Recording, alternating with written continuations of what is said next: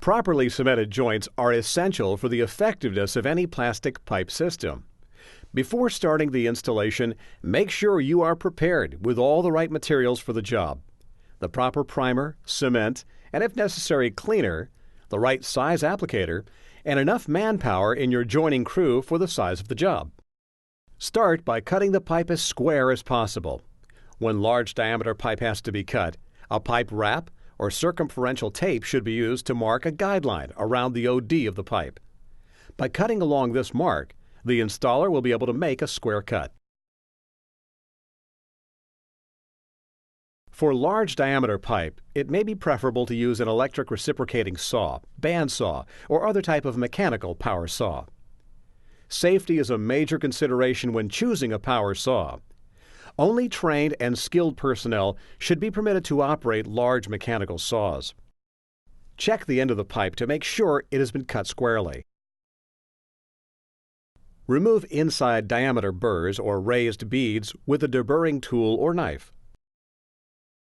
Remove the burrs or raised beads on the outside diameter of the pipe by using a file, external deburring tool, or power beveling machine that will produce a 3/32 inch 10 to 15 degree chamfer or bevel. The use of a side grinder or mechanical disc sander is not recommended. Too much bevel on the pipe end can produce a gap at the fitting bottom. Now, with a clean, dry rag, remove any dirt, grease, shavings, or moisture from inside and outside the pipe bell, or fitting socket. All surfaces to be joined must be free of foreign material. This includes any chemical, paint, coatings, or any other residue around the job site that may have drifted to the pipe during storage. IPS has a variety of cleaners available for removing these types of materials. A good dry fit occurs when the pipe enters the fitting at least 1/3 to 2/3 of the way into the socket without being forced. This dry fit should not be too tight or loose enough to jiggle. A net fit occurs when the pipe bottoms into the fitting socket with no interference, but without slop. Measure the fitting socket length and mark this distance on the pipe OD. To ensure the fitting has been fully inserted, add a couple of inches to this distance and make a second check mark on the pipe, as the primer and cement will remove the first mark. A mechanical pipe joining device should be used to ensure that the pipe is fully bottomed out in the fitting socket or pipe bell. In this demonstration, the IPS pipe puller tool is used to assemble the joint.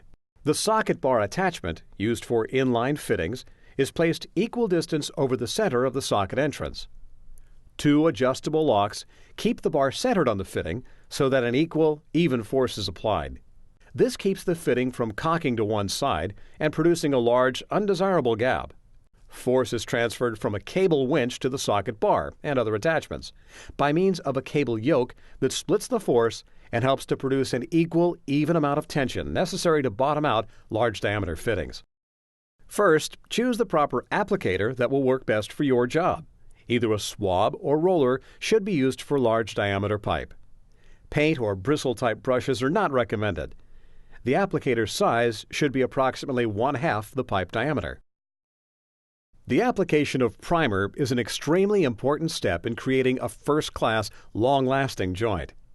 Primer softens the joint area so the joint can fuse together. Without primer, fusion is often weak and a joint may fail.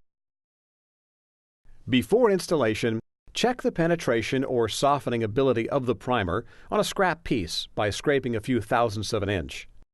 Now apply primer, vigorously working it into the fitting socket, keeping the surface and applicator wet until the surface has been softened. Remove any puddles.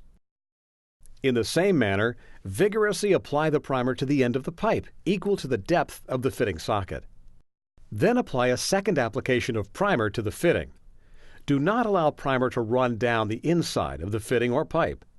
In the case of belled end pipe, do not allow the primer to run past the bell socket into the pipe.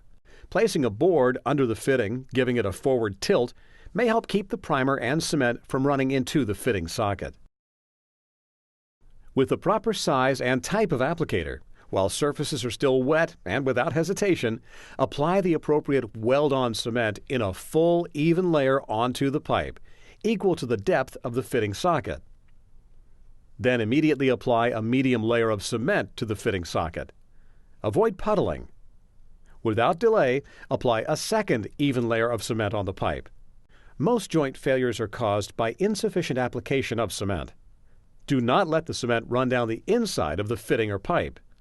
In the case of belled end pipe, do not let the cement run past the bell socket into the pipe. Working quickly, assemble the pipe and fitting while the cement is still wet. If not completely wet, recoat parts before assembly. Hold the joint together for a minimum of 30 seconds or more depending on the temperature. This will eliminate movement or joint pushout. Then wipe off the excess cement, including the ring or bead around the socket entrance. This will help the joint to cure faster. Avoid disturbing the joint as it cures. If cement coatings have hardened, cut pipe, dispose of pipe and fitting and start over. Do not assemble partially cured surfaces. Now, let's review the 4 basic principles of solvent cementing. Joining surfaces must be softened and made semi-fluid. Sufficient cement must be applied. Assemble while still wet and fluid.